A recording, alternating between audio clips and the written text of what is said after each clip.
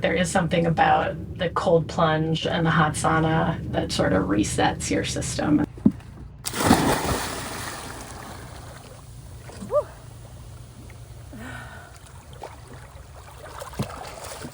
So I have a twin sister, and she found herself in Oslo for several scientific conferences and just fell in love with this culture of outdoor bathing, a community sauna.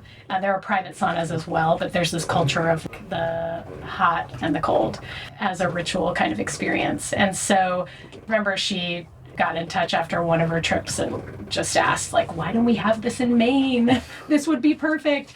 And at the time, I think Brendan's response was, I don't need another project. We run a lighting design studio in Los Angeles, and we had a very young child at that point. There was a lot going on already. When you're only here for 3 weeks a year, you spend a week taking the boat in and out of the water. So the idea of taking a floating sauna in and out of the water just seemed, maybe a little bit too much for that length of time. Yeah.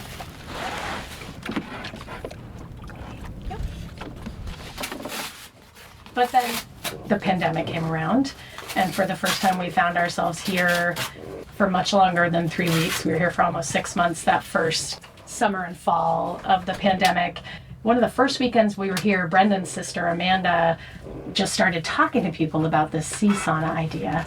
And probably within 48 hours, our neighbor mentioned he had a sauna stove made out of an oil drum, and he said, you're welcome to use it. I think in the spirit of that summer, we just started scrapping together any found materials that we had. So we had these timbers, even the stovepipe came out of an old hardware store. And then we scrounged a bunch of boat building lumber.